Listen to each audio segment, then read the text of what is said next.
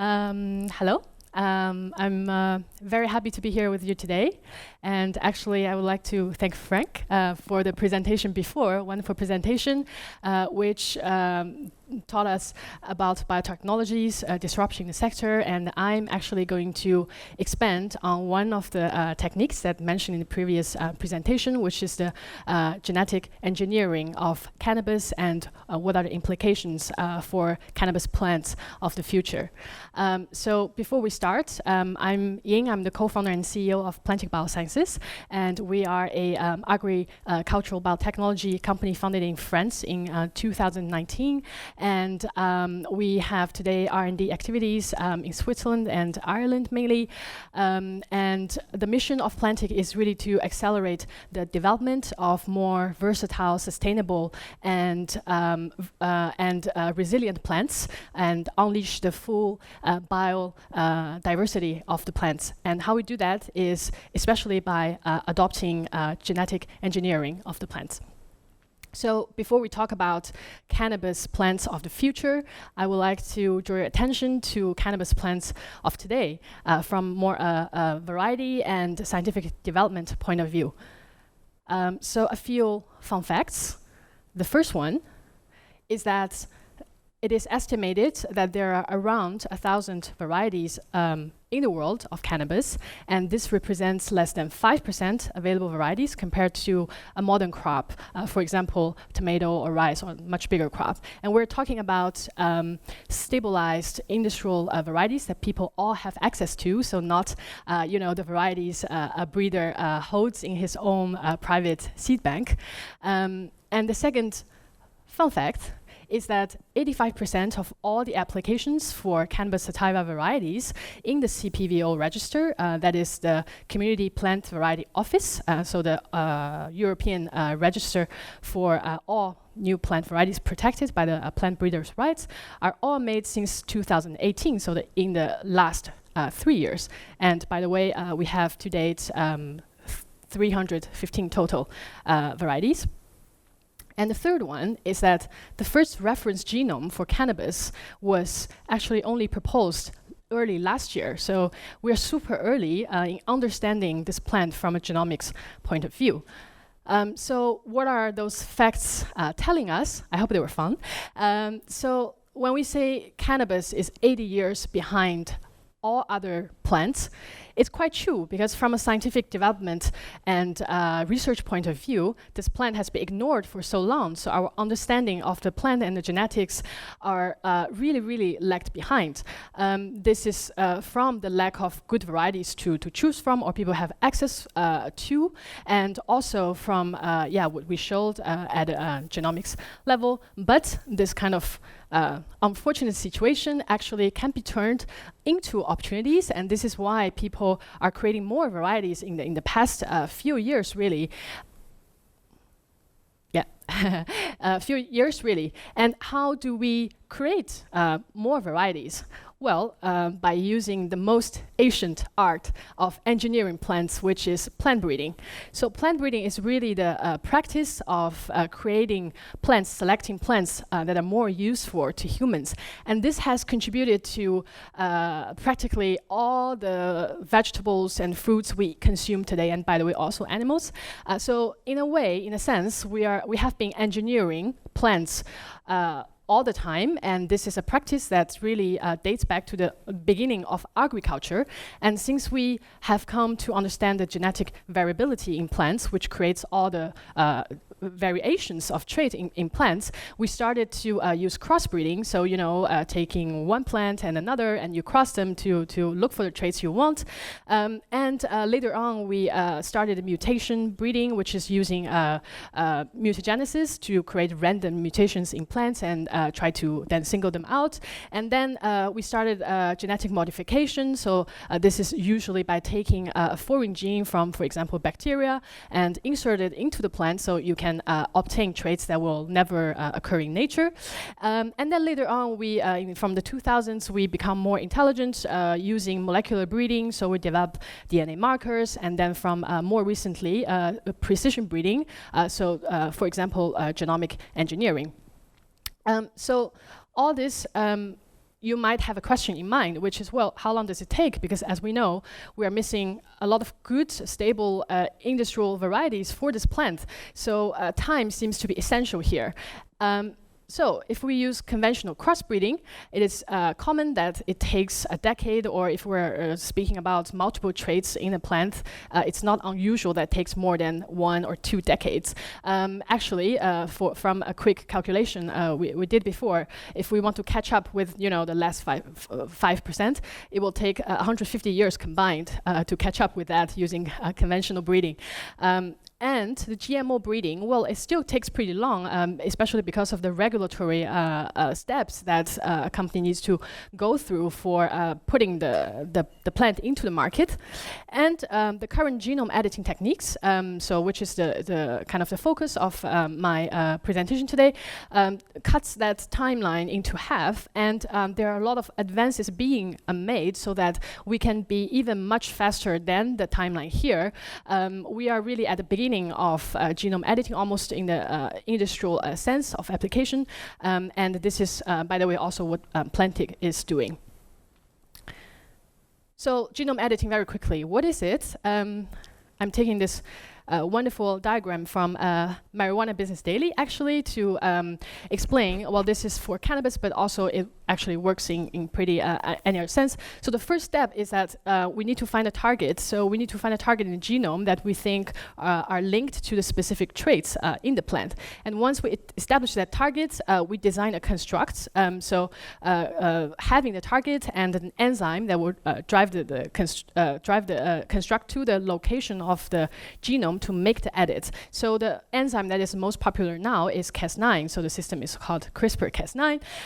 And when we are at the location, the construct makes a cut. So it's a pair of scissors, as we say.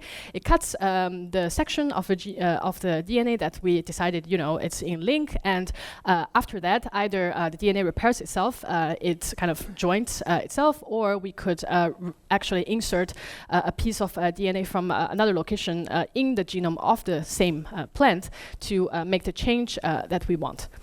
So the advantages of the technique, the first one is, well, being precise, knowing that where you're going means speed, so that we can reduce the timeline of development of new plant varieties really by multiple folds. And the second one is it's a cost-effective way, so we do not have to have a large population of plants. Usually we see in breeding programs, which means space and energy and a lot of human resources as well.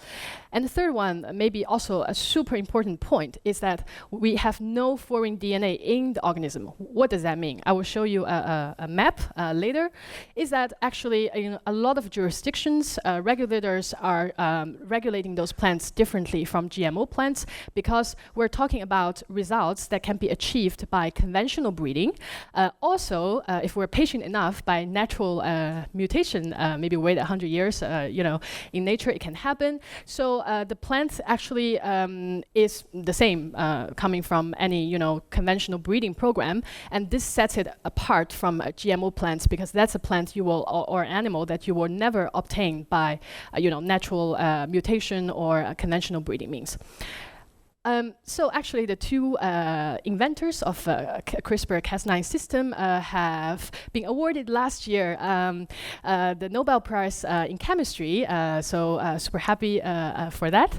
And so as promised, I'm showing a map here to show you the regulatory landscape around genome editing in agriculture. The key thing here to understand is that the main element is whether there's foreign DNA in the organism. So in many jurisdictions, for example, in the Americas, we're all green, and the whole thing is if there's no foreign DNA inserted into the genome, it is not regulated as GMO. This is the same for countries like Israel, Australia, and Japan. Europe actually is interesting, showing it as red in the map, but actually it should be yellow, because as of April this year, the European Commission has launched really a review on its GMO regulations, which dates back to the 80s, I think. The German and French agriculture ministers have publicly supported the change around that and align with other countries in the world. Just to illustrate, for example, in the United States, we jumped just in a span of less than 2 years from 7 crops to 70 crops that came out of gene-edited workflows. So it is definitely coming. It's a question of when, and it is also coming to cannabis for sure. So the technology seems to be promising, but what kind of traits can we optimize for? There are a lot of things that could be optimized using the technology, but we put them in general in 2 big groups. So the first group is secondary metabolites, which means all the cannabinoids. We know that there are more than 500 compounds in the plant and more than 100 cannabinoids. Those are things especially the rare cannabinoids, they exist in really trace amounts in the plant. So it opens up a way, and we know that they have pharmacological properties, a lot of them. So a way to kind of understand what are the pathways behind them, and if we have a way to increase or sometimes maybe decrease the amount of the production of those molecules are definitely very promising usage of the technology. And the second thing is superior agronomic traits. This means yield, typically height, the sensitivity to diseases, and also lighting conditions, temperatures, and all that stuff. And what is important to understand is a lot of the agronomical traits are actually what we call quantitative. So it means if my plant is producing flower, that is a qualitative trait, right? I have it or not.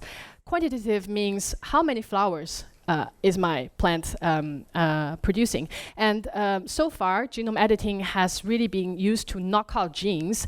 And this is very brutal to the plant because genes, they control a lot of functions in the plant. So the next generation gene editing techniques, which also is what we work on, is to understand all the other things in the DNA. You have regulatory regions that control quantitative traits. So maybe we can regulate those so that, you know, we fine-tune the traits in the plant instead of taking out entire genes. Another very technical topic, but just to give you an example of what we could do. So in terms of climate tolerance, so cannabis, just as a lot of the plants are going to face the challenge of climate change in the coming years, which means extreme weathers, and we know a lot of plants at 3 degrees increase of temperature, they stop production already. So this also means we could understand the growing cycles of the plant to lighting and temperature effects. So this is a padding results from the previous research of the scientific mind behind Plantik. So for example, this is an Arabidopsis plant growing at a much higher temperature than usual, so 5 degrees higher actually. And we saw that the original plant at the 27 degrees is stopped production. And when we edited the plant, and by the way, we didn't take out the entire genes, we went into the other regions in the DNA, so a very kind of elegant way to do it. The plant stopped the stress to high temperature, and it really maintained its production. And by the way, we also saw that the roots of the plant are much better in this way, so which means it can tap water from much deeper when there is drought. So there's a lot of meaning in this type of experiments, and we are bringing this type of technology to cannabis, obviously, and also to other plants, but to also work on traits that are really valuable in the practice. So challenges, as I mentioned earlier, the CRISPR or the genome editing is really at its early stage in adoption in industries, which means we're facing different challenges. One thing is actually more historical. So the genetics of cannabis is really poorly understood. And this means a lot of the times we look at a plant, it comes with a label, but actually we don't really know what we're looking at. And we have had this with different producers, and we always recommend that you try to understand your plant really from a genotype point of view instead of just trusting a label. And that will help smooth things really a lot. And the second thing is that the genome of the cannabis plant, as a lot of plants, is quite complex. So usually when people started the work, they find a lot of target genes. And by the way, there are other elements, right? We mentioned in DNA. So there's so many targets. How do you know which ones are, or which one is really responsible for the things that you're looking at? And this requires a lot of computational power to kind of come to the best targets. To give an example, so in the example of cannabinoid synthesis, we know that there are a lot of different enzymes involved, usually in the synthesis, and the precursors, they are also synthesizing different organelles in the plant. And then the thing is, the enzymes that lead to the diversity of downstream, like cannabinoids, they're highly similar, which means when you want to do editing, you might do something, and the results are different from what you think, because as Frank was mentioning before, they're all off targets effects. So the editing needs to be really precise, and you need to be really intelligent about finding the targets. So there are technical challenges because we are still early, right? We need to improve the protocols, so editing efficiency and the delivery in the plant, and also the plant regeneration protocols. We need to develop better protocols, and maybe new methods as well for it to be better. And for companies that are middle size or smaller size, it is very difficult to do the entire workflow in-house because it requires substantial expertise and also resources. So it's not for everybody yet. And last but not least, the CRISPR licensing is also a very complicated and expensive landscape because there are still actually disputes going on between the different institutions involved in the discovery of CRISPR-Cas9, and which complicates things. From there, how can we kind of tackle those challenges? I would take the example of what I know best, so what we are doing at Plantik. So on the one hand, well, it's an entire workflow really to work through those challenges we're facing. The first thing, as I mentioned, is that we need to understand what we're dealing with. We need to understand where we're going. So for us, we developed a gene discovery platform modeled after cannabis. This means that we are trying to identify, validate, and also predict targets, and we are doing a substantial breeding in silico, so the computational breeding part to really try to understand what's happening there, and with time we will become more and more intelligent in predicting what's going to happen with specific edits we're doing, and with that we can also design the best guides that are more efficient to go to the genome and do what they're supposed to do. And from there, the editing guides, they go to the genome editing platform. So we're using a CRISPR-based, so very precise editing technique. This helps us to validate what we think should happen in the plants. And by the way, we're not using the Cas9 system. As I mentioned, it's complicated with licensing. So it is important to find your way workaround and use techniques that are not protected. And from there, the regenerated plants go to more of a light and temperature regime, and the idea is that to shorten really the generation time of the new plants even further. On the side of all that, we have also developed our own proprietary trait library really made for cannabis, and what we're doing there is kind of reverse engineering. So we are creating a lot of different traits in the population, and we're trying to understand what are the genetic elements that are behind those traits that are different from a standard plant on the side. And in this way, we can have more kind of elements to help us become more proficient at predicting. So in short, the technology has its potential to solve a lot of the pain points that we're facing today. As Frank mentioned earlier, actually, when we produce or develop varieties coming from these type of technologies, the genetics, they're very stable, which is really maybe the thing I hear the most talking to producers, that their plants are not stable. So this is by itself already a big added value, I would say. And then, of course, so we mentioned there's a production of specific cannabinoids, or maybe a mix, a cocktail of different things. We talked about agronomical traits, from growing cycles to disease resistance or 100% feminization, which is also a problem. As mentioned earlier, again, if you have one male plant, your entire cultivation is really at peril. So this is also a big thing. Now the question comes, well, if I'm in Europe, what can I do right now, right? As we saw before, it's not there yet from a regulation point of view. So there's a few things that, as a producer, if you're interested in really going ahead of things that you could do, the one thing is you really need to get to know your genetics from a genotype or a genomics point of view. So then you will understand, so what are the potentials of the genetics I'm using, if there are things that I can do relatively quickly with my cultivation kind of set up to already optimize it for, and in the longer run, maybe we can turn on some things that are now turned off in the plant, and kind of trigger that later on in the plant. And the second thing is, as a transitional step, actually from the knowledge that we develop, you could already develop genetic markers to assist you in your breeding. So what that means is that, well, you identify what are the pieces of the genetic elements that are responsible for the traits you're looking for. And with the markers, you can develop some kind of barcode almost that helps you to eliminate young plants from a very early stage. We're talking about 2 weeks old, so you only keep the plants that are good for what you're looking for.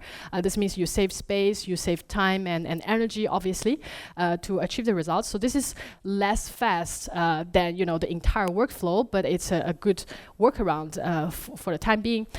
Well, and all this together, you're preparing for what's going to happen. So the thing is, if the regulatory landscape is completely open and green light now, and then you're going to go, you're late. And we know that all the big companies for other crops, they're all already behind it. There's no secret. And especially if you're a producer that has an international kind of vision, this is very interesting because you can register your plant in the US. As we mentioned before, your plant is completely not GMO. And the good thing is, you will have an advantage ahead of others when the time comes. So these are the things that I think very ambitious producers or breeders could start thinking about. I'm at the end of my presentation, so if you have questions or you want to learn more about things, there's a roundtable just after this, I guess, and also maybe you can also reach out to me directly if you prefer. Thank you very much.